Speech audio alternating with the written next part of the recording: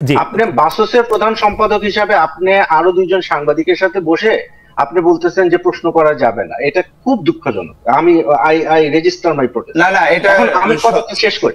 আমি এটার প্রতিবাদটা জানিয়ে রাখি, এটা কিন্তু খুবই সরলীকরণ এবং আমি মোটেও এটা আমি শক্ত প্রতিবাদ জানিয়ে ঠিক আছে। জনাব মোর্শেদের প্রতিবাদ থাকলো। তাসনিম আপনি একটু ডিসটর্ট করছেন, যেটা আপনি প্রশ্ন করেছেন যে প্রশ্ন কর আমি যেটা বলেছি সেটা আপনি বুঝতেই পারেননি তাসনিম। আপনি সরি, আপনি আমার অবস্থানটা, আমার প্রশ্নটা, আমার উত্তরটা আপনি বুঝতে পারেন। আচ্ছা ঠিক আছে বাবু, আমরা আবার আপনাকে শুনবো। বাবু একটা সেকেন্ড বাবু, আমরা আবার শুনবো আপনাকে। অন্যায় জি অবশ্যই করেছেন, অন্যায় তো আপনি করছেন। জি তাসনিম আপনি শেষ করেন। আপনি অন্যায়টা তো আপনি নিজে করছেন। বাংলাদেশ সংবাদ সংস্থার কোন নীতি নাই, আপনার মুখের কথা যে সাংবাদিক ওই প্রশ্ন করতে পারবেন না, এবং you are trying to impose যে না সাংবাদিকরা সব প্রশ্ন করতে পারবে না। এটা কি একটা দ্বিচারিতা হয়ে গেল না? এনিওয়ে খালেদ যে আমি একটু বলি বাবু ভাই, আমার মনে হয় আপনি আপনার কথা বলেন, আমি আমারটা বলবো। আপনি ঠিক আছে, আমার মনে হয় যে মাহবুব মোর্শেদ, আমি একটা কথা বলি।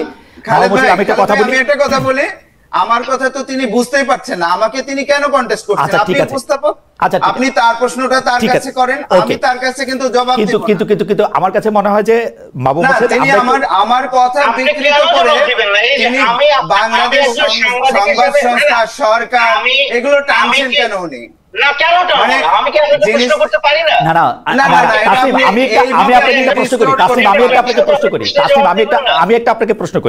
মাহবুব মোর্শেদের প্রসঙ্গে আমি আসতেছি। যারা মাহবুব মোর্শেদ, আমরা কিন্তু এখানে আলোচনা করতেছি, আমরা কন্টেস্ট করতেছি না। তাসনিম যেমন আপনাকে না বুঝতে পারে, আমিও কিন্তু আপনাকে খুব আমার কথাকে উনি বাংলাদেশ সংবাদ সংস্থা, বাংলাদেশ সরকার এগুলোর সঙ্গে রিলেট যেভাবে করছেন, এটা খুবই অন্যায়। একজন সাংবাদিক হিসেবে উনি এটা করতে পারেন না। আমার কাছে মনে হয় যে না এটা তিনি বাংলাদেশ সংবাদ সংস্থাকে রিপ্রেজেন্ট করেন না। আমি এখানে কিন্তু আমি একজন সাংবাদিক, আমি একজন বিশ্লেষক, আমি একজন লেখক। আমার মনে হয় এরকম করলে আলোচনাটা আসলে আগাবে না। আমি একটু বলি সবাই আমরা তিনজনই আমাদের সঙ্গে এখন রয়েছেন বাংলাদেশ সংবাদ সংস্থা বাসসের ব্যবস্থাপনা পরিচালক ও প্রধান সম্পাদক বিশিষ্ট সাহিত্যিক জনাব মাহবুব মোর্শেদ। জনাব মাহবুব মোর্শেদ, আপনাকে আমাদের অনুষ্ঠানে স্বাগত জানাই।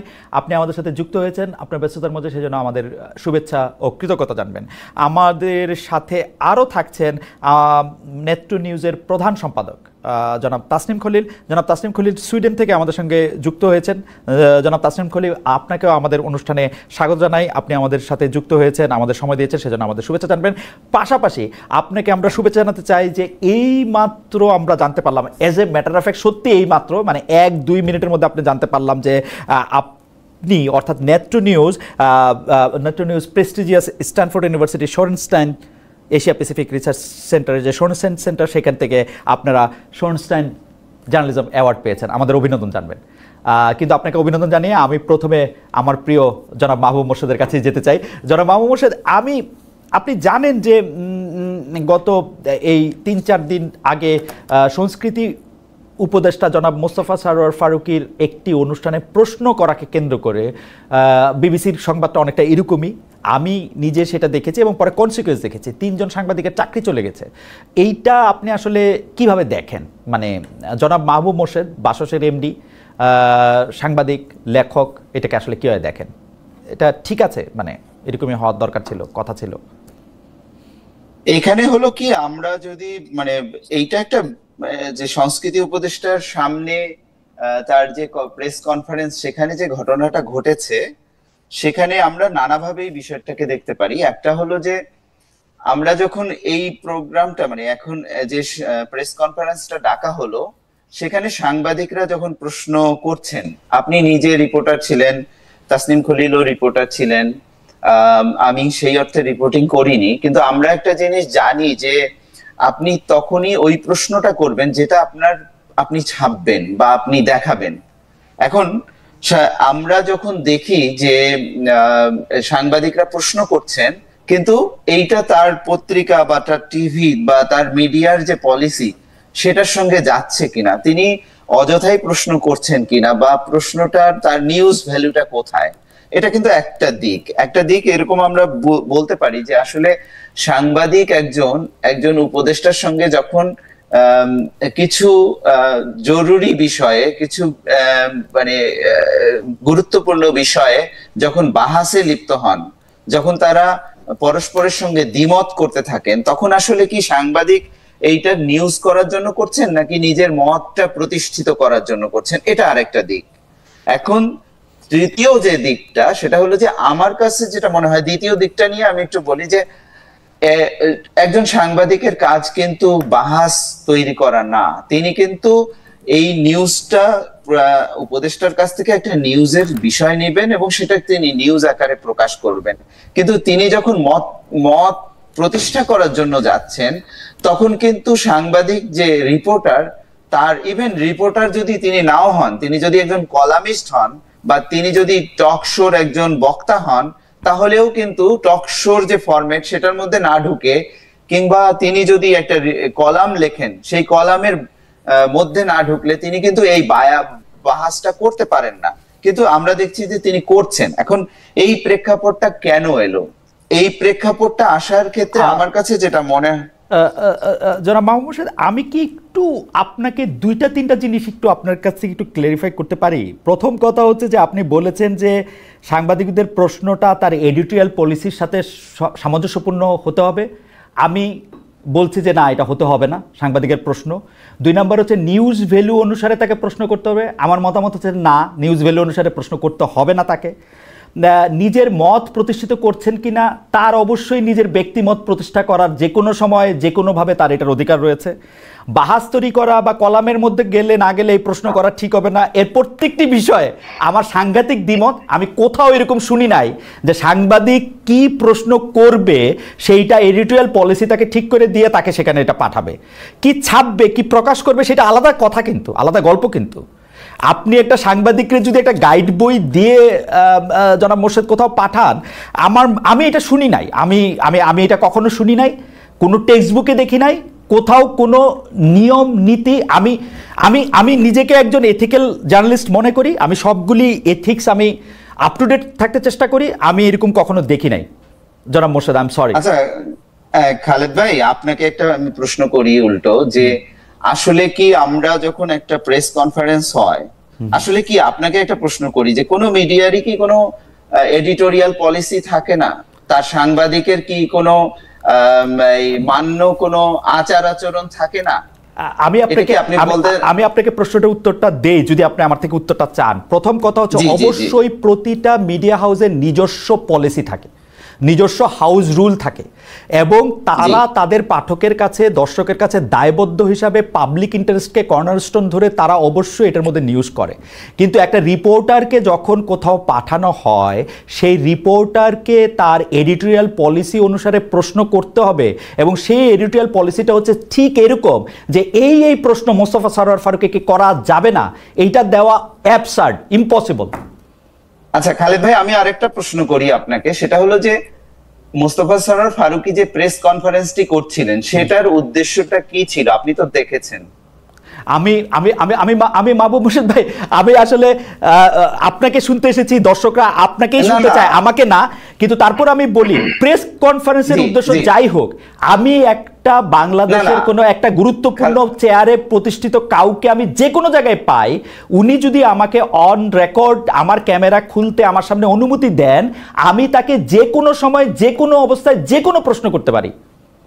এটা হচ্ছে আমার আন্ডারস্ট্যান্ডিং অ্যাবাউট জার্নালিজম। খালেদ ভাই, আমি যদি আপনাকে প্রশ্ন করি, এই প্রশ্নটার একটা, এই প্রেস কনফারেন্সের তো একটা পারপাস ছিল। আপনি ধরেন আমাদের যেটা মানে একটা কাস্টম থাকে, যে আমি যে কারণে আপনার বাসায় রাতে গিয়েছি, আমাকে আপনি রাতের খাবার সেখানে খেতে ডেকেছেন, আমি কি আপনাকে ওখানে অন্য কিছু আরেকটা আপনার যেটা প্রসঙ্গ না, আপনার যেটা প্রস্তুতি নেই, সেরকম একটা দাবি করতে পারি? বা ধরেন আমি উদাহরণ দেই, ধরেন প্রফেসর ডক্টর মোহাম্মদ ইউনূস কাতার ঘুরে এসেছেন এবং তিনি সংবাদ সম্মেলনটা করছেন যে কাতারে তার সফর নিয়ে আমি অবশ্যই তারে প্রশ্ন করতে পারি রোহিঙ্গাদের করিডোর কেন দিলেন। এই প্রস্তুতিটা থাকতে হবে উনার, দ্যাটস ওয়াই উনি ডক্টর মোহাম্মদ ইউনূস এবং এখন সরকার প্রধান হিসেবে বসছেন।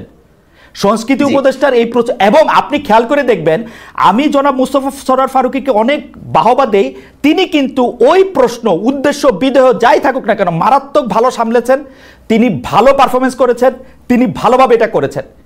তিনি আমি কিন্তু তাকে বড় ভালো পয়েন্ট দিব যে তিনি সাংবাদিকদের ভালো সামলেছেন এবং উপযুক্ত উত্তরও দিয়েছেন। উপযুক্ত কিনা সেটা অন্য কথা, ভালো উত্তর দিয়েছেন।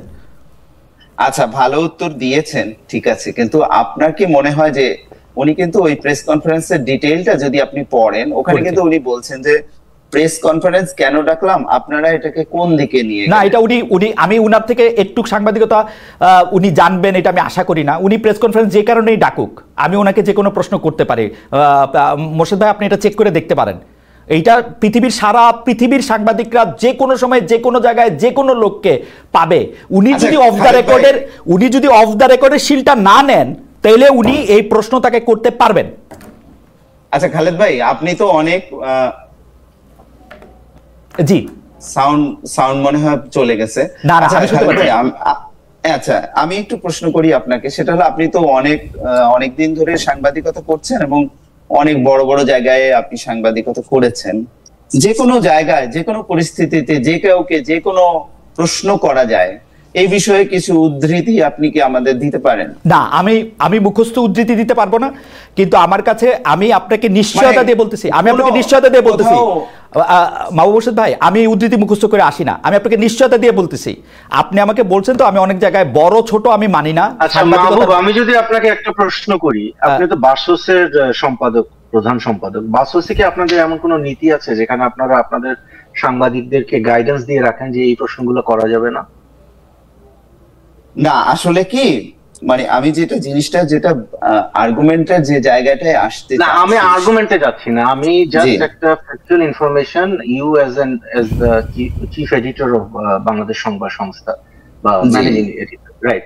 আমি জানতে চাচ্ছি যে বাংলাদেশ সংবাদ সংস্থার সাংবাদিকরা কোন প্রশ্নগুলা করতে পারবে না, এমন কোন নীতি কথা কি আপনারা লিখিত কোথাও রেখেছেন কি? না, এরকম নীতিমালা নাই। এডিটর পলিসি আপনাদের নিজেদের কোনো রিটেন পলিসি নাই যে আপনাদের সাংবাদিকরা এই প্রশ্ন করতে পারবে না? না, এরকম নাই। আচ্ছা, তাহলে আমরা আসলে এতক্ষণ ধরে কি তর্কটা করতেছি? আমরা তো এরকম কোনো নীতিমালা চাই না। আচ্ছা, আমার কাছে মনে হয় আমি একটু মাঝখান থেকে বলি, আমাদের দর্শকদের মধ্যে অনেকে বলতে আমি বলতেছি, কিছু লোক আমাকে প্রশ্ন করতেছে যে ভাই আপনি 17 বছর কোথায় ছিলেন, কারে কোন দিন কোন প্রশ্ন করছেন, ভাই একটু কষ্ট করে দেখে নেন আমি কোন দিন কারে কি প্রশ্ন করছি, আগে একটু দেখেন তাইলে আবার একটু বললেন। আর আরেকজন বলতেছেন যে 3টা প্রশ্ন ছিল, 3টাই ছিল উদ্দেশ্যমূলক। আমি বলতে চাই যে হ্যাঁ, 3টাই উদ্দেশ্যমূলক প্রশ্ন ছিল, কিন্তু উদ্দেশ্যমূলক প্রশ্ন করার অধিকারও সাংবাদিকের আছে এবং এই প্রশ্ন করা কোনো ক্রাইম না। তবে যারা মাহবুব মোর্শেদ, আপনি যদি একটু সময় দেন আমি একটা মিনিট আবার একটু তাসিম থেকে ঘুরে আসি। তাসিম, আমার কাছে কিন্তু মনে হচ্ছে এখানে সরকারের যত না দায়, তার চেয়ে অনেক বেশি দায় আমাদের এই দুর্বল এবং খুবই নতজানু এই প্রতিষ্ঠানগুলার, যেই প্রতিষ্ঠানগুলি তার সাংবাদিকদের ব্যাক করে না। একটা প্রশ্ন করার জন্য একটা কি জানি ওই প্রতিষ্ঠানটার নাম জানি কি,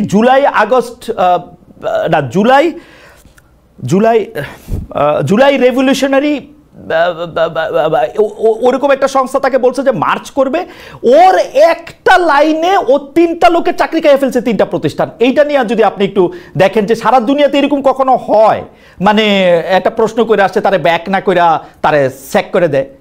আমি তো সরকারের দায়ের চেয়ে বেশি ওদের।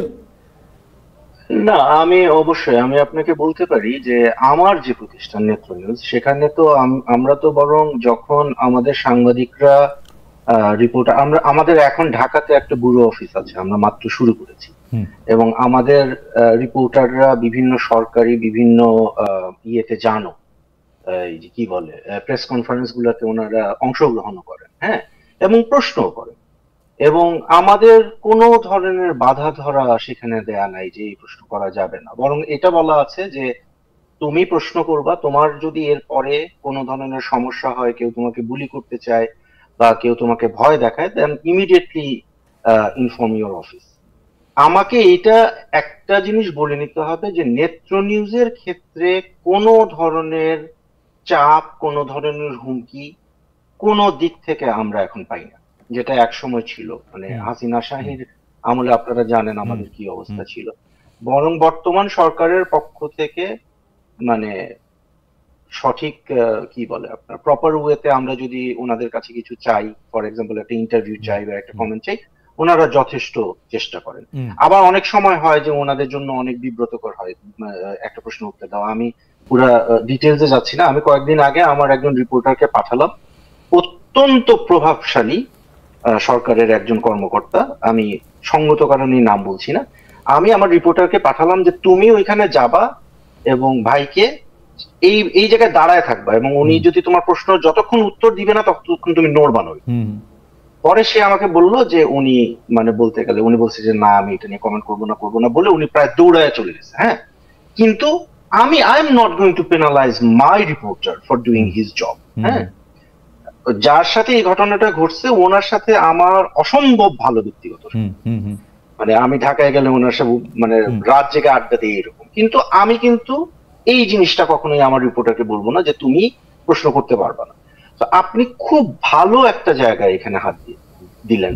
এবং মাহবুবের ব্যাপারে আমি একটু মন খারাপ হলো যে মাহবুব মোর্শেদ কিন্তু মানে যেভাবে জিনিসটাকে ডিফেন্ড করার চেষ্টা করেছেন, মনে হচ্ছে যে মানে সরকার হয়তো কোনো একভাবে বা সরকারি যেহেতু মানে বাংলাদেশ সংবাদ সংস্থা এখনো রাষ্ট্রীয় সংবাদ সংস্থা, হয়তো সরকার চেষ্টা করতেছে বলার যে সব প্রশ্ন করা যায় না। আমি কিন্তু বাংলাদেশ সরকারের কাছ থেকে এমন কোনো কিছু এখন পর্যন্ত দেখি। সমস্যা যেটা না না তাসনিম, আমি একটু ক্লিয়ার করি, এটা আসলে সরকার মানে সরকারের ভাষ্য না। আমি বাবু ভাই আপনি অনেক আমি খুব দুঃখিত, আপনি প্রধান সম্পাদক, আপনি বাসসের প্রধান সম্পাদক হিসাবে আপনি আরো দুইজন সাংবাদিকের সাথে বসে আপনি বলতেছেন যে প্রশ্ন করা যাবে না, এটা খুব দুঃখজনক। আমি আই রেজিস্টার মাই প্রোটেস্ট। না না, এটা আমি কথা শেষ করি। আমি এটা প্রতিবাদটা জানিয়ে রাখি, এটা কিন্তু খুবই সরলীকরণ এবং আমি মোটেও এটা আমি শক্ত প্রতিবাদ জানিয়ে রাখি। ঠিক আছে, জনাব মোর্শেদের প্রতিবাদ, জনাব মোর্শেদের প্রতিবাদ এটা থাকলো। তাসনিম আপনি একটু ডিসটর্ট করছেন, যেটা আপনি প্রশ্ন করেছেন যে প্রশ্ন কর। না না, আমি যেটা বলেছি সেটা আপনি বুঝতেই পারেননি তাসনিম। আপনি সরি, আপনি আমার অবস্থানটা, আমার প্রশ্নটা, আমার উত্তরটা আপনি বুঝতে পারেন। আচ্ছা ঠিক আছে, বাবু আমরা আবার আপনাকে শুনবো। বাবু একটা সেকেন্ড বাবু, আমরা আবার শুনবো আপনাকে। অন্যায় জি জি অবশ্যই করেছেন, অন্যায় তো আপনি করছেন। জি তাসনিম আপনি শেষ করেন, তাসনিম শেষ করেন আপনি। আপনি অন্যায়টা তো আপনি নিজে করছেন।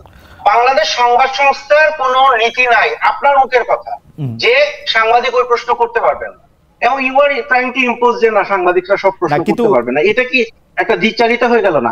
এনিওয়ে, খালেদ যে আমি একটু বলি, মাহবুব মোর্শেদ, আমার মনে হয় আপনি আপনার কথা বলেন, আমি আমারটা বলবো। আপনি আমাকে কন্টেস্ট করলে আমার মনে হয় যে মাহবুব মোর্শেদ, আমি একটা কথা বলি, আমি একটা কথা বলি, আমার কথা তো তিনি বুঝতেই পারছেন না, আমাকে তিনি কেন কন্টেস্ট করছেন? আপনি উপস্থাপক, আপনি তার প্রশ্নটা তার কাছে করেন, আমি তার কাছে কিন্তু জবাব দেব।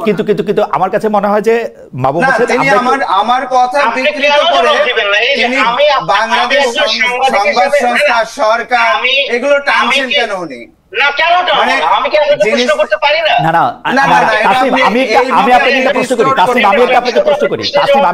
আমি একটা আপনাকে প্রশ্ন করি, মাহবুব মোর্শেদের প্রসঙ্গে আমি আসতেছি। যারা মাহবুব মোর্শেদ, আমরা কিন্তু এখানে আলোচনা করতেছি, আমরা কন্টেস্ট করতেছি না। তাসনিম যেমন আপনাকে না বুঝতে পারে, আমিও কিন্তু আপনাকে খুব আমার কথাকে উনি বাংলাদেশ সংবাদ সংস্থা, বাংলাদেশ সরকার এগুলোর সঙ্গে রিলেট যেভাবে করছেন, এটা খুবই অন্যায়। একজন সাংবাদিক হিসেবে উনি এটা করতে পারেন না। আমার কাছে মনে হয় যে না না না, এটা তিনি বাংলাদেশ সংবাদ সংস্থাকে রিপ্রেজেন্ট করেন না। আমি এখানে কিন্তু আমি একজন সাংবাদিক, আমি একজন বিশ্লেষক, আমি একজন লেখক। আমার মনে হয় যে এরকম করলে আলোচনাটা আসলে আগাবে না। আমি একটু বলি সবাই আমরা তিনজনই যদি তাসনিম, আমি একটু বলি, মাহবুব মোর্শেদ এগুলি বলবেন। আপনি শুধু আমাকে এই জিনিসটার দিকে একটু মানে একটু যদি আপনি এটা ইয়া করতেন। মাহবুব মোর্শেদের ব্যাপারটা হচ্ছে যে মাহবুব মোর্শেদ বাসসের প্রধান সম্পাদক হিসাবে মাহবুব মোর্শেদের একটা নিজস্ব অবস্থান থাকতে পারে। এখন ঘটনা হচ্ছে যে আপনি তাকে যতটুকু উদ্ধৃত করেছেন, আমি তাকে যতটুকু বুঝেছি, এই ব্যাপারটা যদি বোঝা ঠিক না হয় মাহবুব মোর্শেদ নিশ্চয়ই আমাদেরকে ক্লিয়ার করবেন পরে। কিন্তু তাছাড়া আমি প্রশ্নটাতে একটু ফিরে আসি যে তাছাড়া বাংলাদেশের সংবাদ মাধ্যমগুলি মানে গণমাধ্যমগুলি কেন এইরকমভাবে নতজানো? আমরা কিন্তু হাসিনার সময়, শেখ হাসিনা বলতে আবার ওনারা আমাকে অনুরোধ করছে, যাই হোক, এই এক অদ্ভুত ব্যাপার, এই শেখ হাসিনার সময় আমরা এইটাই ফিল করতেছিলাম। তাসনিম, আপনি যেরকম এটা খারাপভাবে ফিল করছেন, যেটা মাহবুব মোর্শেদ ফিল করছে, যেটা আমি ফিল করছি, যে আমরা আসলে কথা বলতে পারতেছি না, প্রশ্ন করতে পারতেছি না। এখন কেউ কেউ আমাদের দর্শকরা যে বলতেছেন যে তার প্রশ্ন করার উদ্দেশ্য খারাপ ছিল, তো হাসিনা তো পুরাটা সংবাদ মাধ্যমে গিলা খাইয়াও তার উদ্দেশ্যে সফল হতে পারে না। একটা দুটা সাংবাদিককে প্রশ্ন করলে এই পুরাটা ভিত, পুরাটা প্রতিষ্ঠান কেন কাইপা ওঠে? ওদের দুর্বলতাটা কোন জায়গায়, এটা যদি একটু বলতেন। যে মানে ওদেরকে কি সরকার ভয় দেখায়? না, প্রথম কথা হলো যে আমি মনে করি না যে বর্তমান সরকার থেকে এই ধরনের কোনো পদক্ষেপ নেওয়া হয় যে সাংবাদিকদেরকে ভয় দেখানো হবে। এটা সরকারের নীতি বলে আমার কাছে মনে হয় না। এবং আমি প্রথমে শুরুই করছি যে আমার নিজের প্রতিষ্ঠানে আমি কোনো ধরনের হুমকি, ভয়ভীতি, চাপ কোনো কিছু আমাকে ফেস করতে হয় না, আমার রিপোর্টারদেরকে ফেস করতে হয়। কিন্তু বর্তমানে আমি যেটা দেখতেছি, এবং even if you go back to the press conference you are talking about, যে মানুষটাকে প্রশ্ন করা হলো, হ্যাঁ, যে মানুষটাকে প্রশ্ন করা হলো মানে ফারুকী সাহেবকে প্রশ্ন করা হলো। ইনফ্যাক্ট আমি যখন ঢাকায় ছিলাম, ফারুকী সাহেব নিজে আমাকে এবং আমার টিমকে গণভবন ঘুরিয়ে দেখিয়েছেন, এবং তার সাথে সাংবাদিকদের কি ধরনের সুসম্পর্ক এটা মোটামুটি মানে জানা কথা, রাইট? এবং তিনি কিন্তু অফেন্ডেডও হন নাই, তিনি কিন্তু বলেনও নাই যে আমাকে এই প্রশ্নটা করা যাবে, রাইট? জিনিসটা কি হয়েছে? জিনিসটা হয়েছে যে এখানে সরকারের বাইরে একটা মব ফর্ম করতেছে, এবং সেই মব বলতেছে যে এই 3 সাংবাদিক এরা দালাল টালাল এগুলা প্রশ্ন করতে পারবে না, বা whatever they come up with their own theories. এবং তারপরে সেটার প্রেক্ষিতে ওই সংবাদ সংস্থা যেটা আছে সেটা তাদের চাকরি নষ্ট করে ফেলতেছে। এখন আমরা যখন সংবাদ মাধ্যমের বা সাংবাদিকতার স্বাধীনতার কথা বলি, এটা কিন্তু আমাদেরকে মনে রাখতে হবে যে আমরা শুধুমাত্র এটা সরকারের এগেইনস্টে এই রাইটটা দাবি করি না, আমরা প্রতিষ্ঠানের এগেইনস্টে এই রাইটটা দাবি করি। মানে নেত্র নিউজের একজন সাংবাদিকের সাংবাদিকতা করার অধিকার সর্বপ্রথম আপহোল্ড করতে হবে নেত্র নিউজকে। এরপরে আমি সুইডিশ সরকারের কাছে যাই, বা এরপরে আমি বাংলাদেশ সরকারের কাছে যাই। সরকারের কাছে আমি যাব পরে, আগে আমি আমার নিজের প্রতিষ্ঠানের যে নীতিটা আছে সেটা আমাকে আগে ঠিক করতে হবে। তো এখানে আপনি যদি দেখেন যে যাদেরকে চাকরিচ্যুত করা হয়েছে তাদের যে টার্মিনেশন লেটার গুলো এসেছে, একটা ইন্টারেস্টিং জিনিস খেয়াল করে দেখবেন, কোথাও কিন্তু বলা হয় নাই যে নীতিমালার অমুক ধারাটা আপনি ভঙ্গ করেছেন। দেখেছেন এটা? মানে নাই কিনা? নাই। এবং বাংলাদেশে আমি যেটা শুনছি, এবং মাহবুব ভাইকে কিন্তু আমি এই প্রশ্নটা এই কারণে করছিলাম, ওনাকে খোঁচানোর জন্য না, বা উনি খুব রেগে গেছে যে আমি ওনার সাথে কন্টেস্ট করে অন্যায় করে ফেলছি। It shows a sort of intolerance. আমার জানার একেবারে একাডেমিক একটা আগ্রহ ছিল যে বাসসের মতো একটা সংবাদ সংস্থার নীতিমালা এখানে কি বলে। আমার কাছে মনে হয় যে জনাব খলিল, আমরা আসলে বিবিসি's প্রডিউসার্স গাইডলাইন বলে একটা জিনিস আমরা দেখি, এপির এরকম একটা নোটবুক আছে।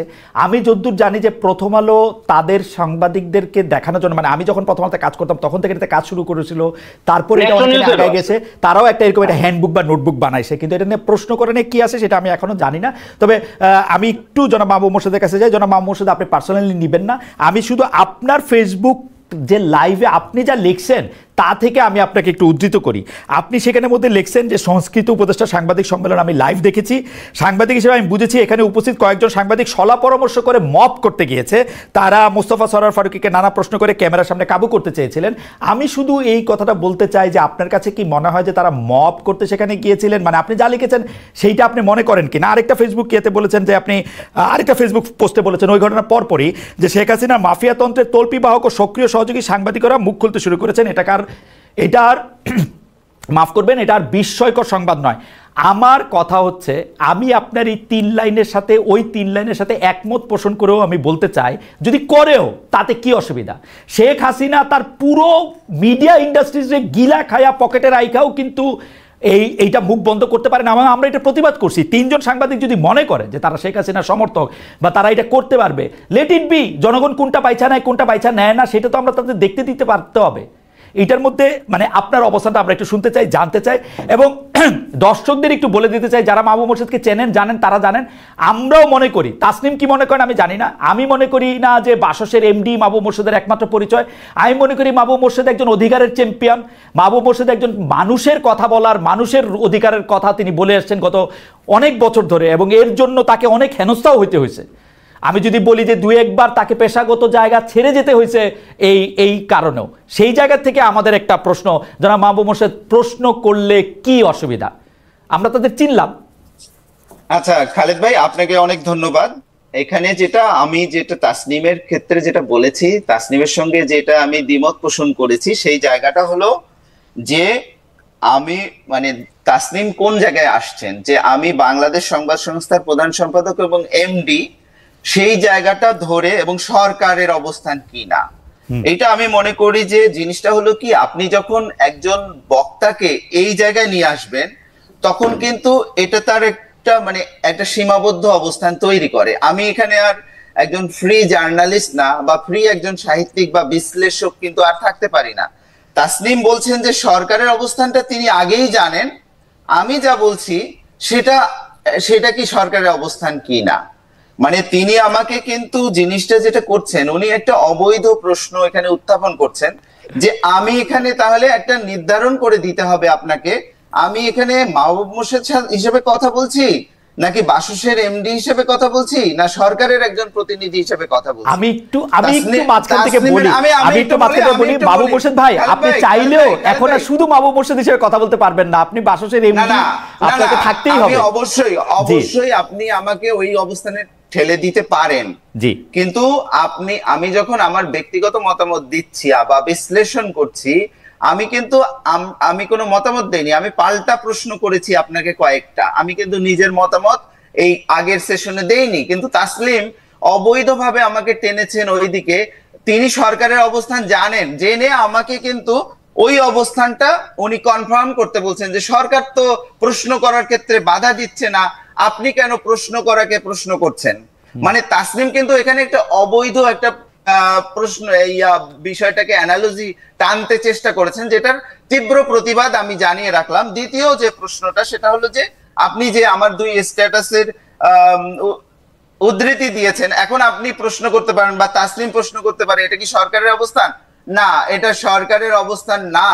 আমি ব্যক্তিগত আমার যে ফেসবুকে, সেখানে আমি মত প্রকাশ করেছি, কিন্তু আমি এটা ডেলিভারেটলি মনে করি যে শেখ হাসিনা বাংলাদেশে যে মিডিয়া ব্যবস্থা গড়ে তুলেছিল, যে ফ্যাসিস্ট রেজিম যে মিডিয়া ব্যবস্থার সমর্থনে কায়েম করেছিল, সেই মিডিয়া ব্যবস্থা এখনো অব্যাহত আছে, এবং তারা এই ফ্যাসিস্ট রেজিমের পক্ষেই সম্মতি উৎপাদন করে চলেছে, এবং তার পক্ষেই নিউজ এবং মতামত উৎপাদন করে চলেছে, এবং এইটার কোনো পরিবর্তন। আমি একটা কথা বলি, আপনি কিন্তু বিষয়টাকে অনেক বড় একটা মাঠে নিয়ে চলে গেছেন, কিন্তু আমার তারপরেও প্রশ্ন, যদি তাও হয় যে ফেসিস্ট একটা সম্মতি উৎপাদন করতে তারা চাইতেছেন, এটা আপনি বাধা দিয়ে ঠেকাবেন, মানে আপনি আইন করবেন যে না, এটা করা যাবে না?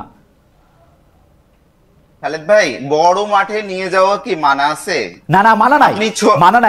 আমি প্রশংসা করেই বললাম, মানা নাই। আমি বলতেছি যে আপনি এটা কি ঠেকাবেন আইন করে? জিনিসটাকে খালেদ ভাই, আপনি জিনিসটাকে ছোট মাঠে রাখতে চাইছেন। না, আমি রাখতে চাইছি না, আমি বলতেছি আপনি নিয়ে গেছেন। তাহলে আমি বড় মাঠে গেলে আপনার অসুবিধা? আমি তো অসুবিধার কথা বলি নাই রে ভাই, আমি আপনাকে বলছি যে আপনি বড় মাঠে নিয়ে গেছেন। এখন আপনি জবাব দেন যে আপনি এটা আইন করে নিষিদ্ধ করতে চান কিনা, যে না ফেসিবাদের পক্ষে, শেখ হাসিনার পক্ষে যায় এরকম কোন প্রশ্ন কোনো সাংবাদিকরা করতে পারবে না, এটা কি আপনি আইন চান? দেখেন খালেদ ভাই, এখানে কিন্তু অসংখ্য মানুষ শহীদ হয়েছেন, অসংখ্য মানুষ আহত হয়েছেন, এবং সেই জিনিসটা আমি স্পেসিফিক আপনার প্রশ্নের উত্তর আমি দেব। অসংখ্য মানুষ শহীদ হয়েছেন, অসংখ্য মানুষ আহত হয়েছেন, এখানে একটা 15.5 বছরের একটা রেজিম অতিক্রম করে আমরা এসেছি, এবং আমাদের কিন্তু কথা বলার কোনো স্বাধীনতা ছিল না, আমাদের মানবাধিকার ছিল না। আপনারা সবাই এটার ভিকটিম, অনেকেই ভিকটিম, আপনাদের বাইরেও অনেকে ভিকটিম। আপনি এখন কি 5 আগস্টের পরে এখনো বিচার প্রক্রিয়াটা শেষ হলো না, আপনি হলো আওয়ামী লীগের ব্যাপারে কোনো সিদ্ধান্ত গ্রহণ করতে পারলেন না। আওয়ামী লীগ নিজে, আওয়ামী লীগের মধ্যে কোনো অনুশোচনা বোধ, কোনো দুঃখ বোধ কিচ্ছু নাই। আপনি হলো এখন আওয়ামী লীগের যে যারা আওয়ামী লীগের পক্ষে সেই কাজগুলো করতো, সাংবাদিকতা করতো, নানান ধরনের প্রক্রিয়ার সঙ্গে জড়িত ছিল, তাকে আপনি ছেড়ে দিলেন। সমাজটা কি আমি ছেড়ে দিব মাহবুব ভাই, আমি ছেড়ে দিব। আপনি এখন আমার জবাব দেন, আপনি তাদের ছেড়ে না দেওয়ার আইন চান কিনা? আমি তাদের ছেড়ে দিব। আপনি তাদের ছেড়ে না দেওয়ার আইন দেওয়ার চান কিনা? সাংবাদিকদের আমি ছেড়ে দিব। সাংবাদিকরা যদি ক্রাইম না করে আমি সাংবাদিকতা নিয়ে কোনো প্রশ্ন তুলব না। সাংবাদিকরা যদি ক্রাইমের সাথে যে জড়িত তাকে আটকাবো। সাংবাদিকের বিরুদ্ধে হত্যা মামলার পক্ষে আমি না। খালেদ ভাই, একটা ফ্যাসিস্ট রেজিমের পক্ষে দাঁড়ানো, একটা হত্যাকারীর পক্ষে দাঁড়ানো, এর চেয়ে বড় অপরাধ আর কি হতে পারে? আপনি তার বিরুদ্ধে মামলা করেন, ফ্যাসিস্টের পক্ষে দাঁড়ায় সে কি করছে তার বিরুদ্ধে মামলা করেন, কিন্তু সাংবাদিকতা করতে গিয়ে তার প্রশ্ন করতে পারবেন না। এইটা আপনি ভাই, আপনি আমারে প্রশ্ন করছেন, আমি জবাব দিছি, আপনি এখন আমার জবাবটা দেন। আমি কইছি আমি ছেড়ে দিব, এটা এই রিস্ক নিয়েই কইছি। এই যে 50 জন অলরেডি আমাকে গালি দেওয়া শুরু করছে যে আমি ফ্যাসিবাদের পক্ষে দাঁড়াই গেছি। আপনি উত্তর দেন এখন আমারে। শেখ হাসিনা ফ্যাসিস্ট, আপনি এটার আইন চান কিনা বলেন? আমি বাংলাদেশ আইনের প্রতি শ্রদ্ধাশীল, আপনি আইন করেন যে শেখ হাসিনার পক্ষে যায় এরকম কোন প্রশ্ন কোনো সাংবাদিক করতে পারবে না, আমি এটার পক্ষে আছি, আপনি আইন করেন। খালেদ ভাই আপনি তো আইনের ছাত্র। আমি আইনের ছাত্র না, আমি সাংবাদিকতার ছাত্র। আইন না, এটার বিচার হচ্ছে, এটার বিচার প্রক্রিয়া অব্যাহত আছে এবং এই বিচার প্রক্রিয়াটা চলছে। এটার জন্য আইন করতে হবে না, এখানে বিচার করলেই যথেষ্ট। এবং আমরা মনে করি করতে হবে, মানে আপনি কি করতে হবে বলে দেন মাহবুব ভাই, আপনি কি করতে হবে বলে দেন। আমি কালকে আমার রিপোর্টারে যে পাঠামো ফারুকের কাছে, আমি কি প্রশ্ন করতে পারবো না এটা আপনি আমারে বলে দেন। আপনি আমার নির্বাহী আদেশে এটা বলে দেন, আমি এই প্রশ্ন করবো না। তাহলে আর আপনি যদি এখন আমারে কন যে আমি ফারুকের এই প্রশ্ন করবো যে ফারুকি ভাই আপনি এইটা করছেন কি, এইটার জন্য আমার রিপোর্টার এই প্রশ্ন করবো, এর লেগে আমি ফেসিবাদের দোষর হয়ে যাবো, ওই রিস্ক নিতে আমি রাজি আছি। আপনি কন আমার ফেসিবাদের দোষর। খালেদ ভাই, আপনি তো বললেন যে পৃথিবীর বিখ্যাত সব সাংবাদিকরা বিভিন্ন বইয়ে বিভিন্ন জায়গায় লিখেছে যে কোনো জায়গায় যে কাউকে যে কোনো পরিস্থিতিতে যে কোনো প্রশ্ন করা যায়। জি মনে করি তো, মনে করি তো। এখন আমি তো এটা মনে করি না, আমি তো মনে করি যে আপনি যখন রাস্তা দিয়ে হাঁটছেন, আপনি যখন একটা প্রাইভেট ইয়েতে আছেন তখন প্রশ্ন করা যায় না। আপনি যখন আমারে বাজেট নিয়ে সংবাদ সম্মেলন ডাকছেন তখন আমি হলো এটা কি অন্য কিছু নিয়ে এটা আপনি মনে করেন, কারণ এটা হচ্ছে সাংবাদিকতা সম্পর্কে আপনার ধারণা। আপনার ধারণাকে আমি সম্মান করি, কিন্তু আমি মনে করি এরকম ধারণা আমি কখনো দেখি নাই। আপনি যখন দেখবেন আপনি আমাকে এটা শিখায়েন। আমি আপনার একটা কথা বলি ভাই, কেউ যদি আমার সাথে কথা না বলতে পারে সে একটা জিনিস কয় অফ দ্য রেকর্ড। আমি অন রেকর্ড বলতেছি, আপনার উপদেষ্টা পরিষদে এখনো 8 জন উপদেষ্টা আছে যারা আমার সাথে অফ দ্য রেকর্ড এমন অনেক কিছু বলছে যেটা আমি বললে এখন অনেক রকম ঝামেলা হবে, আমি এটা জীবনে বলবো না, অন মাই ডেড বডি। কিন্তু আমি ক্যামেরা খোলার পরে উনি যা বলবে আমি সবকিছু ছাপানোর অধিকার রাখি। হ্যাঁ, আপনি অবশ্যই সবকিছু ছাপানোর ইয়ে করেন। আমি যেটা দেখতে পাচ্ছি সেটা হলো যে আমি যদিও বাসসের এমডি এবং প্রধান সম্পাদক, কিন্তু জিনিসটা হলো যে আপনাদের কথা শুনে যেটা বুঝতে পারছি যে উপদেষ্টাদের সঙ্গে সরকারের নীতি বিষয়ে আপনারা আমার চেয়ে বেশি ওয়াকিবহাল এবং বেশি হলো এটার সাথে। এটা কখন বললাম মাহবুব ভাই? আমরা এটা মাহবুব ভাই আমরা কখন বললাম? আমি বললাম যে আপনার উপদেষ্টা পরিষদে অন্তত 8 জন উপদেষ্টা আমার সাথে অফ দ্য রেকর্ড অনেকগুলি কথা বলছে, এটা আমি জীবনে ছাপাবো না। খালেদ ভাই, সেটা তার ব্যক্তিগত কথাও হতে পারে, সরকার নিয়েও তো না হতে পারে। আপনি বললেন 8 জন উপদেষ্টার কথা। এখন বিষয়টা হচ্ছে কি, আমার যেটা ধারণা এটা আমি বলি, সেটা হলো যে ফ্যাসিস্ট রেজিম আমরা অতিক্রম করে এসেছি, যেটাকে পরাজিত করেছি, হ্যাঁ সেই রেজিমের বিচার করতে হবে, সেই রেজিমের যারা সহযোগী তাদের বিচার করতে হবে, এবং সেই রেজিমকে যারা সেভ করতে চায়, যারা হলো শেখ হাসিনাকে হত্যাকারী মনে করে না, যারা এই 1400 শহীদের যে হত্যাকাণ্ড সেটাকে ছোট করতে চায়, তাদেরও আমরা চাইবো বিচার হোক।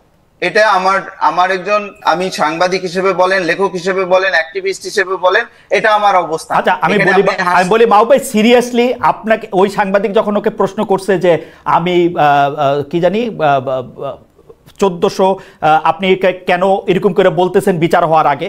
আমি প্রশ্নটাকে ভালো প্রশ্ন মনে করি না, আবারও বলি একটু টিকা দিয়া, কিন্তু আপনি মনে করেন যে সে শেখ হাসিনার পক্ষে দাঁড়া গেল, শেখ হাসিনার পক্ষে তার অবস্থান আপনি যেটা মনে করছেন সেটা সেরকম? আপনি বিডি নিউজে ডিটেইল আছে, বিবিসিতে ডিটেইল আছে, আমি ডিটেইল পড়ছি ভাই।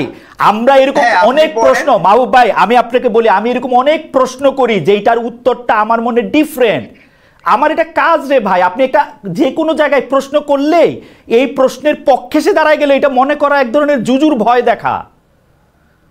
না না খালেদ ভাই, আপনি জিনিসটা হয়েছে কি, আপনি হয়তো বাংলাদেশের সংবাদ মাধ্যম বিষয়ে আমার চেয়ে অনেক বেশি জানেন, এবং আপনি ভালো করেই জানেন যে বাংলাদেশের সংবাদ মাধ্যমগুলোতে শীর্ষ একটা দুইটা পদে কিছু পরিবর্তন হয়েছে, খুবই না পুরা শীর্ষ পদে একটা শীর্ষ পদেও একটা সাবেক লোক আর নাই, যে আছে সে পুতুল, যে দুই একটা জায়গা আছে সে পুতুল। সবগুলি পদে এখন আওয়ামী লীগের যারা সর্বোচ্চ লজ্জ পেয়েও পাওয়া ছিল তাদের কেউ নাই এখন, সত্যি নাই, আমি দায়িত্ব নিয়ে করছি, কেউ নাই। আমি কাউকে পুতুল বলায় খুবই সমর্থন করি না, কিন্তু আমি একটা কথা বলি যে যে ব্যবস্থাটা ছিল, যেভাবে এই সিনিয়র লেভেল মিড লেভেল এর সাংবাদিকরা যেভাবে আওয়ামী লীগের তোষামদ করতেন, সেই তোষামদি ব্যবস্থা টিকে আছে, কাউকেই কোনো প্রশ্নের সম্মুখীন হয়নি। এমনকি যখন শেখ হাসিনা গণহত্যা চালাচ্ছিল তখন যারা গণভবনে উপস্থিত হয়ে সেই গণহত্যায় সমর্থন দিয়েছে তাদের কাউকেও কোনো আইনগত বা সামাজিকভাবে কোনো প্রশ্নের সম্মুখীন হতে হয়নি। আমার কাছে মনে হয় যে এটা একটা বড় কাজ। মাহবুব ভাই আপনি এটা কি বললেন? ওদের মধ্যে থেকে দুইজন তো জেলে এখনো, শাকিল রূপা, তারপরে হচ্ছে মোজাম্মেল বাবু জেলে, মোজাম্মেল বাবু জেলে, নঈম নিজাম পলাতক, ফরিদা আক্তার পলাতক, কই আছে আমরা জানি না। আপনি গাজী টিভিতে কে আছে, ওই টিভিতে কে আছে, পত্রিকায় কে আছে, আমরা তো কাউরে দেখি না। এখন প্রথম আলো ডেইলি স্টারের সম্পাদক যে যার জায়গা মতো আছে, এছাড়া সমকালে এখন কে আছে? সমকালের আগের সম্পাদক কি এখন আছে? যুগান্তরে আছে আগের সম্পাদক? আমার দেশে আছে? আপনি কোন উদাহরণ দিচ্ছেন আমি বুঝতেছি না মাহবুব মোর্শেদ ভাই। আমি জাস্ট আপনি আমি একটু আপনার কাছে একটু অন্য জায়গায় যাই। আমার কাছে মনে হয় যে আপনি তাসনিম খলিলের কথা একটু রাইগা আছেন, আপনি একটু রাগটা সামলান। আমারে মানুষ প্রশ্ন করতেছে, এটা অ্যানালজি টেনেছেন, তিনি সরকারের অবস্থানটা ব্যক্ত করে আমাকে হলো সরকারের কারণ আপনি পক্ষে না না এটা তিনি অবৈধ, এটা তিনি করতে পারেন না। আচ্ছা এটা আপনি আমার মনে যে মাহবুবের কথা বলছে, আমি একটা প্রশ্ন জবাব দিয়ে নিই। তাসিম আমার একটা প্রশ্ন করছে, সেই প্রশ্নটা আমি আপনাকে করতে চাই। আমরা যে এখানে এত বড় বড় গলায় কথা কইতেছি, আপনি এখন সুইডেনে আছেন, আমি কয়দিন আগে পর্যন্ত জার্মানিতে ছিলাম। জার্মানির ডয়েচে ওয়েলের ওয়েবসাইটে এখনো মনে হয় আমার রিলেটেড রিপোর্ট বা আমার রিলেটেড কথাই সবচেয়ে বেশি। আমরা কি পারতাম দ্বিতীয় বিশ্বযুদ্ধের পর হিটলারকে সাপোর্ট করে এরকম কোনো প্রশ্ন করতে? আমরা কি পারতাম ফ্যাসিজমের পক্ষে হয়ে একটা কথা বলতে? আমরা কি পারতাম ডয়েচে ওয়েলেতে থাকতে সময় আমি কি হিটলার নামটা উচ্চারণ পর্যন্ত করতে পারতাম? এই প্রশ্নগুলি করা হচ্ছে, এইটা যদি আপনি একটু উত্তর দেন, কারণ মানে আমি আজকে মনে হয় একটু বেশি কথা বলে ফেলতেছি। আরেকটা জিনিস হচ্ছে যে আরেকটা একটু বলি, আমরা একটা পোল করছিলাম, সাংবাদিকতার দায়িত্ব নৈতিকতা বিষয়ে আইন হওয়া প্রয়োজন। মোশাররফ ফারুকী ভালো মানুষ সহ্য করছেন, কিন্তু মাহবুব মোর্শেদ কেন সহ্য করবেন? মানে উনি এই প্রশ্ন কেন তার সহ্য করতে হবে যেখানে রক্তের দাগ এখনো শুকায় নাই? না না সেটা তো অবশ্যই, কিন্তু আরেকটা জিনিস তো দেখতে হবে যে মাহবুব মোর্শেদরা বলেন বা মুস্তফা সরওয়ার ফারুকী বলেন, তারা তো বর্তমানে শাসকের আসনে আছেন। এবং উইথ অল ডিউ রেসপেক্ট, মানে মাহবুব মোর্শেদ কোনো একটা কারণে আমার উপর হঠাৎ করে খেপে গেছেন, যাই হোক অবৈধ কোনো একটা কাজ করছি সেই কারণে। কিন্তু ঘটনা হলো গিয়ে যে আমি তো ওনার যে commitment towards democracy in Bangladesh, এটাকে তো আমি কোনোভাবেই অস্বীকার করতে পারবো না। আমি যখন নির্বাসনে, তখন এই মাহবুব মোর্শেদরা ঢাকা শহরে দাঁড়াইছে রাস্তায়, এটা তো আমরা অস্বীকার করতে পারবো না। আর এট দ্য সেম টাইম মাহবুব মোর্শেদদেরকেও বুঝতে হবে যে যখন তারা শাসকের আসনে বসবেন তখন কিন্তু তাদেরকে প্রশ্নগুলা ফেস করতে হবে এবং মাথা ঠান্ডা রেখে সেই প্রশ্নগুলোর উত্তর তাদেরকে দিতে হবে, যেটা ফারুকী সাহেব কিন্তু খুবই চমৎকার ভাবে করছেন। এখন মাহবুব মোর্শেদরা একটা কথা মাহবুব মোর্শেদ বারে বারে বলছেন, এটা এখন আমি ধরে নিচ্ছি উনি একজন সাহিত্যিক এবং ব্যক্তি হিসাবে বলছেন, সেটা হলো যে ফেসিবাদের পতন হয়েছে এবং এর পরে মানে পোস্ট ফ্যাসিজম হোয়াটএভার, আমি ওই আলোচনায় যাচ্ছি না। হ্যাঁ, আমি জানতে চাই যে শেখ হাসিনা শাহীর পতনের পরে বাংলাদেশে যে ব্যবস্থাটা আমি আপনি খালেদ মাহবুব মোর্শেদ তাসলিম খলিল আমরা যারা প্রতিষ্ঠা করতে চাই, হোয়াট ইজ ইট, কি চাই আমরা? আমরা কি গণতন্ত্র চাই? আমরা কি নতুন কোন ধরনের আই ডোন্ট নো বাকশাল টাইপের কোনো কিছু চাই? তাসলিম, আমি মানুষের সাথে কথা কয়ে যেটা বুঝছি এইটা আপনি আমার একটু বুঝান তো। আসলে আমরা এখন গণতন্ত্র চাই, কিন্তু যারা 15 বছর ধরে গণতন্ত্রের প্রতিটা প্রতিষ্ঠানকে গলাটিপা হত্যা করছে বলে আমরা দাবি করি, তাদেরকে আমরা আবার একটা প্ল্যাটফর্ম দিব কিনা গণতন্ত্র প্রতিষ্ঠান নামে, এই প্রশ্নটা অনেকে আমারে করে। আমারে এটা বলে যে ভাই আপনি কেন, আপনি কাউকে ডিপ্ল্যাটফর্ম করতে হলে আপনি কোন নাগরিককে আপনি ডিপ্ল্যাটফর্ম করতে পারবেন না। আপনি ডিপ্ল্যাটফর্ম করতে পারবেন, আপনি রেস্ট্রিক্ট করতে পারবেন ক্রিমিনালকে, তাকে আপনি জেল দিতে পারবেন, তাকে আপনি নিষিদ্ধ করতে পারবেন, তারে আপনি বাংলাদেশের আইনের জন্য সম্ভবত আপনি ফাঁসিও দিতে পারবেন, কিন্তু কোন নাগরিককে তার সিভিল রাইটস আপনি হরণ করতে পারবেন না। এখন সে একজন মানুষ আওয়ামী লীগ করে, সে কোনো খুন করে নাই, সে কোনো চুরি করে নাই, সে যা ছিল তার কাছে মনে হয় যে শেখ মুজিবুর গিয়া। তাসিফ, আপনি খুবই গুরুত্বপূর্ণ একটা জায়গা আছে, আপনি শেষ করলে আমি এই ব্যাপারে একটু মাহবুব মোর্শেদের মানে প্রশ্ন না আমি বলতে চাই, একটা লোক আওয়ামী লীগের সমর্থক আছে না বাংলাদেশে আমরা তো ওই যে আমরা এগুলো নিয়ে হাসাহাসি করতাম, ওই এক লোক সে জীবনে স্যান্ডেল পরে নাই কারণ শেখ মুজিব এই মাটিতে ঘুমায় আছে, তো তখন সবাই বলতো যে এই লোক বাথরুম করে কোথায়। I mean I am being very like maybe non veg here, হ্যাঁ, কিন্তু ঘটনা হলো আপনি ওই লোককে কোন ধারায় আটকাবেন যে না সে আওয়ামী লীগের সমর্থন, তারা এখন জেলে পাঠিয়ে দিবেন আপনি? এই বাংলাদেশ আপনি চাইছি, এই বাংলাদেশ তো আপনি চাইনি কেন? এর আগে আমরা দেখি নাই মানে জামাত শিবিরের কথা বলে একটার পর একটা এক্সট্রাজুডিশিয়াল এক্সিকিউশন করা হয়েছে। জামাত শিবিরের নেতাদের ছেলেদেরকে আপনার বছরের পর, মীর আহমেদ বিন কাসেমের ছেলে 8 বছর সে র্যাবের TFI 1 এ ছিল, কিসের নামে? যে ওরা একটা ক্রিমিনাল। আমার কথা হলো আপনি যদি কাউকে ক্রিমিনালাইজ করতে হয় আপনি আইনের মাধ্যমে করবেন। আপনার একটা কথায় আমার আপত্তি আছে, আপনি বলছেন যে ওইটাকে প্রশ্ন করারে অবৈধ করে দেন, আমি আইন বানায় অবৈধ করে দেন, আমি সেই আইনের বিরুদ্ধে দাঁড়াবো, ঠিক আছে? কারণ আমার গণতান্ত্রিক পদ্ধতি হলো আপনি গণতান্ত্রিক আইনের মাধ্যমে আপনি মানুষকে কার্টেল করতে পারেন। এখানে বাংলাদেশে আমরা তাইলে চাচ্ছিটা কি? আমরা আরেকটা শেখ হাসিনারে বসাবো এখানে, আরেকটা শেখ হাসিনা বানাবো? তাসনিম, আমরা একটু খুব দ্রুত প্রশ্নগুলির মধ্যে আসি। আমি একটু মুভ অন করি কারণ এটা আসলে কোথাও যাইতেছে না। আমাদের দর্শকরা মনে করতেছে যে কোনো কারণে মানে আমি অনেক বেশি শেখ হাসিনার প্রতি আমার মানে কোনো আমি জানি না। হাওয়েভার আমরা একটা প্রশ্ন করতে চাই যেন তাসনিম খলিল আপনাকে। 5 আগস্ট থেকে আমরা একটা স্পেশাল জায়গা দেখতেছি ক্যান্টনমেন্ট নিয়ে, কারণ হচ্ছে সেনাবাহিনীকে নিয়ে ধরেন আমার আর আপনারও আসলে সেনাবাহিনী নিয়ে প্রফেশনাল আলাপ হয়েছে, কোন সেনাপ্রধান আসলে কি করতেছে, কি এটা করতেছে।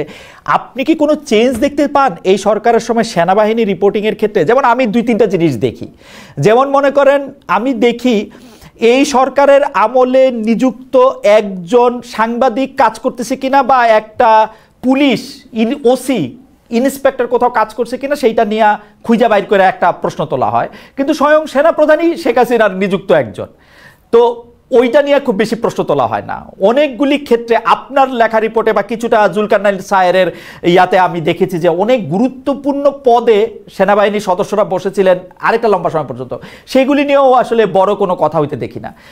আমরা একটা বড় আফসোসের জায়গা ছিল যে আর্মিকে আমরা অনেক বেশি জবাবদিহি করতে পারি না, যদিও চাই, যখন আর্মি আবার রাজনীতিতে করতে চায়। এইটা কি একটু ইমপ্রুভ হয়েছে? আপনি কিভাবে দেখেন ব্যাপারটা? আসলে এটা তো একদিনে ইমপ্রুভ হবে না, এটা আস্তে আস্তে ইমপ্রুভ হবে। আমার কাছে মনে হয় যে এখন যে ঘটনাগুলো ঘটতেছে সেগুলো কিন্তু আমরা মানে হঠাৎ করে পরিবর্তন করে ফেলবো, এটা মনে হয় যে খুব একটা স্মার্ট হবে না চিন্তা করাটা।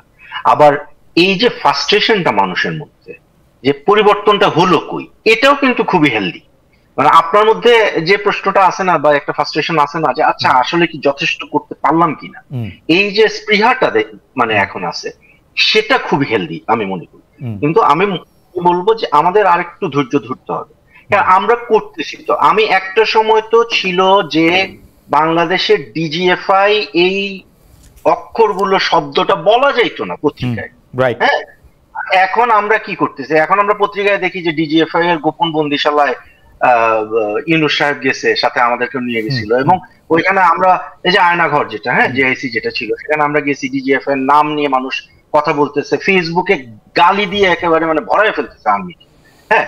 এবং আমি নিজে, আমাকে ধরেন, আমার সম্ভবত নেত্র নিউজের একটা সাম্প্রতিক একটা রিপোর্ট, কিছু মানুষের মনে হয়েছে যে এটা আর্মির পক্ষে গেছে, হ্যাঁ, এবং এরপরে শুরু করছে যে আমিও এখন আর্মির দালাল, হ্যাঁ, বা আমিও এখন ডিজিএফ এর মানে অফ অল পিপল। সো বা এটা আস্তে আস্তে হচ্ছে, আমি এটাকে খুবই পজিটিভলি দেখি, বাট এখানে আমাদেরকে একটা জায়গায় খুব শক্ত থাকতে হবে, সেটা হলো যে যারা সম্পাদক আছেন এবং মালিক পক্ষ আছেন, তারা যেন তাদের সাংবাদিকদের যে অধিকার, প্রশ্ন করার, অনুসন্ধান করার অধিকার, এটা যেন তারা নিজে হরণ না করে। রাইট। জনাব মাহবুব মোর্শেদ, আমরা গত 15 বছরে, স্পেশালি শেখ হাসিনার সময়টাতে, পুরোটা সময় মানে এখন আমরা কইলে তো কারে কারে কওয়া হয়, আমার কথাই কন, আমি বাসসকে নিয়ে অনেক হাসাহাসি করছি, কারণ আমার কাছে মনে হতো যে অ্যাবসলিউটলি নিউজ ফ্রি একটা কোনো কিছু যদি দেখতে হইতো সেটা বাসসকে দেখতে হইতো, কারণ এর মধ্যে কখনোই কোনো নিউজ থাকে না। মানে এইটা নিয়ে একটা হাসাহাসি এরকম ছিল যে বাসসের সাংবাদিকরা আসলে অন্য পত্রিকা পড়ে নিউজ জানতো আসলে কি হইতেছে, মানে এর বাইরে খবরের। এইটা কি চেঞ্জ হয়েছে একটু? আমার ফ্রাস্ট্রেশনের জায়গাটা বলি, আমার কোনো ঝামেলা নাই, আপনি চেঞ্জ হইেন না বা হন, কিন্তু আমি এখনো প্রথম 3টা নিউজের মধ্যে 2টা নিউজ দেখতে পাইতেছি ডক্টর ইউনূসের নিয়ে, এবং আমার কাছে এইটাও অ্যাবসলিউটলি নিউজ ফ্রি একটা জায়গা মনে হইতেছে। এটাকে আমার ভুল, আমি জানি না, মানে আপনি কি ফিল করেন? মানে আমার কাছে মনে হচ্ছে যে বাসস না পড়লে আমার নাও হয় আর কি, চলে আর কি, বাসস না পড়লে আমার চলতেছে। আপনি কি ফিল করতেছেন বলেন তো? আপনি আসার পর আমরা একটু আশান্বিত হয়েছিলাম। আচ্ছা, আমি যেটা বুঝতে পারছি যে আপনি সময়ের অভাবে আসলে বাসসে বোধহয় নিয়মিত ঢুকতে পারেন না, এটা বুঝতে পারছি। সেটা হলো যে আমরা 17 আগস্ট থেকে 18 আগস্ট থেকে কাজ শুরু করার পরে আমরা এ পর্যন্ত বাংলাদেশে বোধহয় একমাত্র সংবাদ মাধ্যম যেখানে হলো জুলাই গণঅভ্যুত্থানের শহীদদের উপরে ইন ডিটেইল এবং খুবই রিমোট এরিয়াতে গিয়েও আমরা 750 রিপোর্ট প্রকাশ করেছি। তো এই রিপোর্টগুলো আছে, ওয়েবসাইটে আছে, এবং আপনি খুব জানেন যে বাসস মূলত ইংরেজি সার্ভিস, এটা পরে বাংলা সার্ভিসটা এখানে অ্যাড হয়, যেটা পুরোপুরি যে বাংলা সার্ভিস তৈরি হয়েছে তা না, এবং অনেক পরে এসে কিন্তু ওয়েবসাইটটা তৈরি হয়েছে। তো ওয়েবসাইটটা আমি আসার পরে দেখলাম যে এখানে লোকবল একদম ছিলই না, এবং এটা আপডেট করা বা এগুলোর দিকে, এটা মূলত সার্ভিস, ওয়েবসাইটটা পরে তৈরি করা হয়েছে এবং ওটা একদম একভাবে পড়েই ছিল। পরে এখানে আমরা ওয়েবসাইটটা চালু করেছি এবং নিয়মিত আপডেটের ব্যবস্থা করেছি। আরেকটা ব্যাপার হলো যে এখানে এভারেজে নিউজ যে যেত, আমরা বিরোধী দল বা ধরেন অন্যান্য বিরোধী দল না, অন্যান্য রাজনৈতিক দল, সরকারের পাশাপাশি সব রাজনৈতিক দলের নিউজ এখন প্রকাশ করছি এবং সরকারের সমালোচনাগুলো প্রকাশ করছি, এবং একই সঙ্গে সরকারের সমালোচনা তাইলে মনে আমি আসলেই দেখি না বাসস অনেক দিন, কোথায় বলেন তো? আচ্ছা, আমি আপনাকে লিংক পাঠিয়ে দিব, তাহলে হয়তো না, যেমন ইন্টারেস্টিং মাহবুব ভাই, ইন্টারেস্টিং কিরকম, যেমন ধরেন আমি এখন ওয়েবসাইটটা খুলা, আপনি আসার আগে ওয়েবসাইটটা খুলে রাখছিলাম, এখন দেখতেছি এক নজরে 4টা নিউজের মধ্যে 3টা প্রধান উপদেষ্টার। এগুলি কি ডক্টর ইউনূস বলে দেন আপনাদের যে 3টা রাখবা? কারণ এই 3টার মধ্যে আমি সম্পাদক হলে একটাও রাখতাম না, কারণ আপনি যে এটা ইচ্ছা করে রাখছেন এটা আমার মনে হয় না।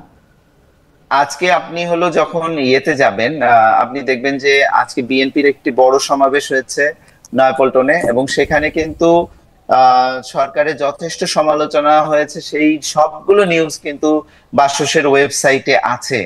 এবং আপনি জানেন যে আমরা মূলত যেটা হয় যে আমরা যেহেতু অফিসিয়াল ভাষ্যটা তৈরি করার একটা ট্র্যাডিশন এখানে আছে, ফলে আমরা যেটা বেসিক্যালি এটা ইংরেজি নিউজ পেপার গুলোতেই নিউজ সার্ভিস গুলো দেওয়া হয়ে থাকে, এবং আমাদের প্রোডাকশন যে আগে যেখানে হলো বাসস এভারেজ ধরেন সারাদিনেই হয়তো 70-80টা নিউজ প্রডিউস করতো, সেখানে আমরা কিন্তু অন্যান্যদের সাথে প্রতিযোগিতা করে এটাকে 200-250 নিউজে নিয়ে গেছি। এবং এখানে ধরেন বিএনপি, জামাত, এনসিপি থেকে শুরু করে যেটা বাসসের ইতিহাসে কখনোই ছিল না, এই নিউজগুলো আমরা প্রকাশ করি। এখন আমি তো ধরেন আজকের উদাহরণটা দিলাম যে নয়াপল্টনের সমাবেশের নিউজ আপনি এখানে কিন্তু খুব ইজিলি খুঁজে পাবেন।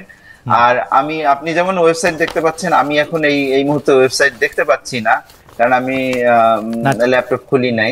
তো ফলে আমি আপনাকে লিঙ্ক গুলো পাঠিয়ে দেব যে বাসস কি ধরনের নিউজ করেছে। আর একটা জিনিস, যেটা শহীদদের নিউজ আসলে কোনো সংবাদ মাধ্যম করেনি, যেটা আমরা আগের আলোচনার সাথে রিলেটেড, যে এতগুলো মানুষ শহীদ হলো, জাতিসংঘ বলছে 1400,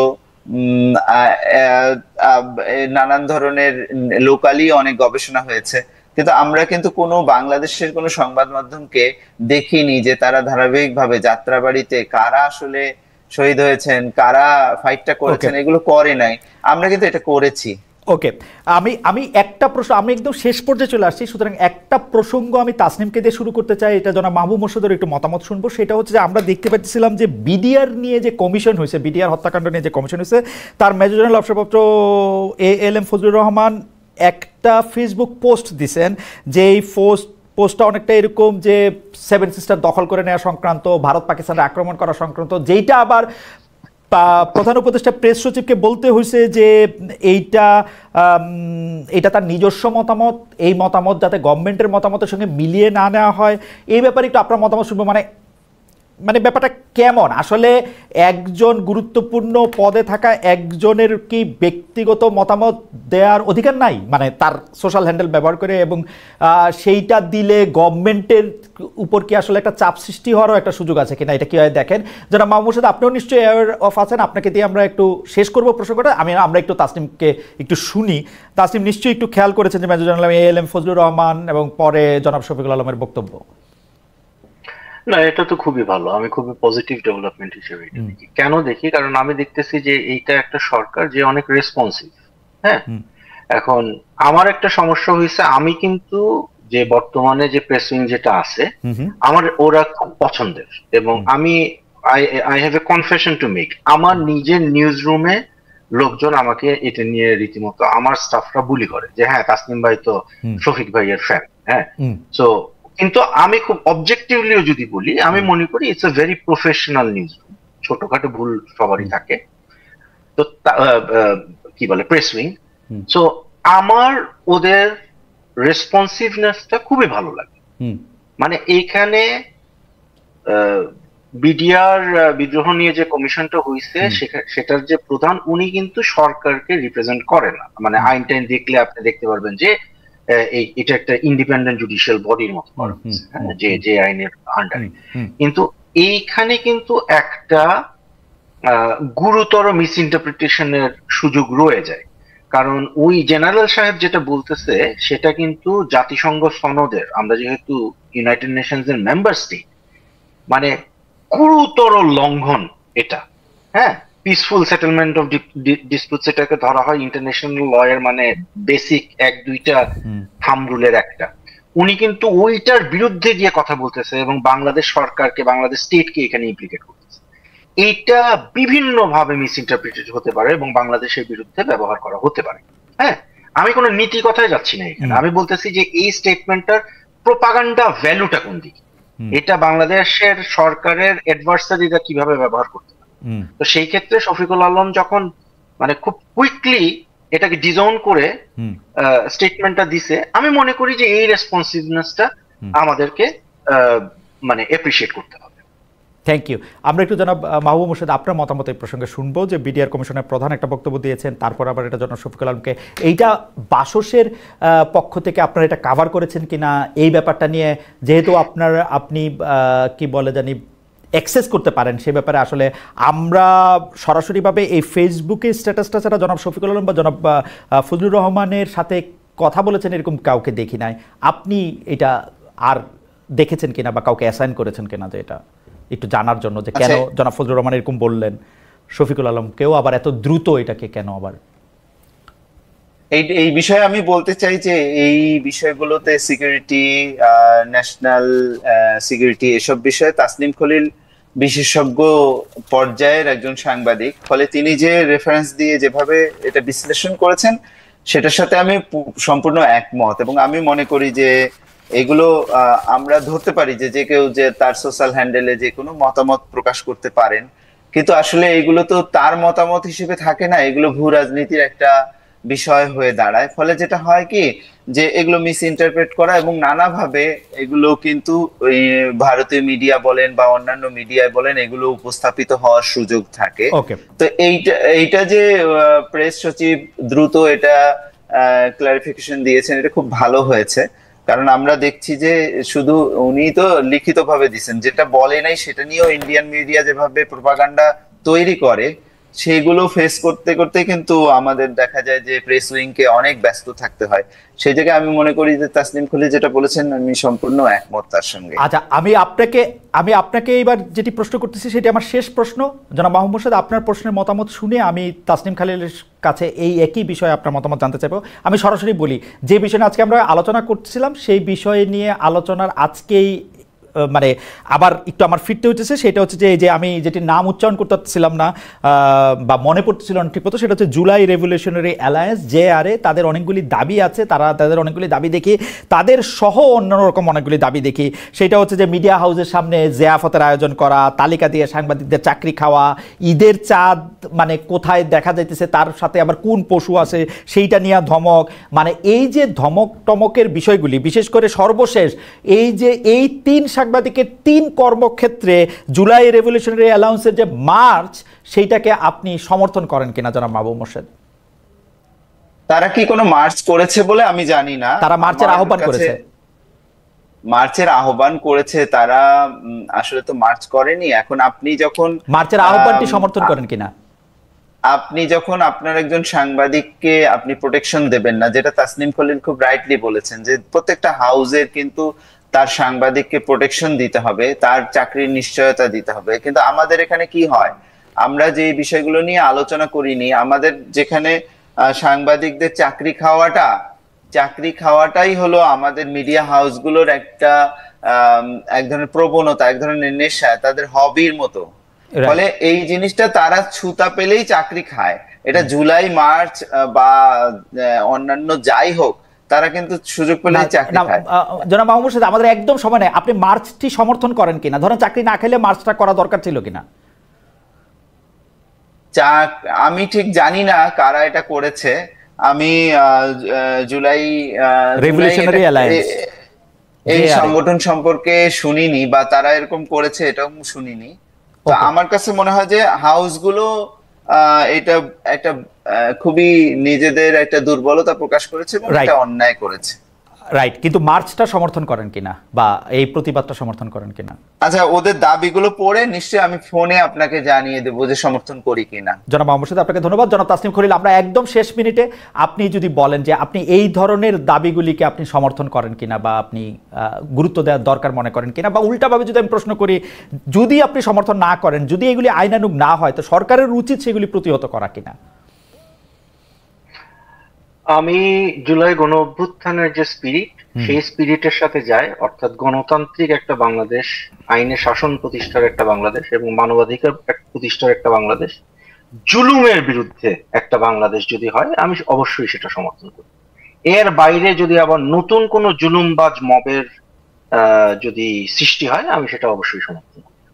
আপনাকে অনেক ধন্যবাদ জনাব তাসনিম খলিল, অনেক ধন্যবাদ জনাব মাহবুব মোর্শেদ। আমরা বহুদিন পরে 3 জন একসাথে কিছু কথা বলতে পারলাম। কিছু বাদানুবাদ তাসনিম আর মাহবুবের মধ্যে হয়েছে, আমার মধ্যে হয় নাই। আপনারা নিশ্চয়ই পরে একসাথে চা কফি খাবেন, 2 জন 2 গলাতে থাকলেও আমার সুযোগ হলে আমি তো অবশ্যই সেটা করব। আমরা একসাথে একটা গণতান্ত্রিক সব মানুষের অধিকার সম্পন্ন একটি বাংলাদেশ চাই।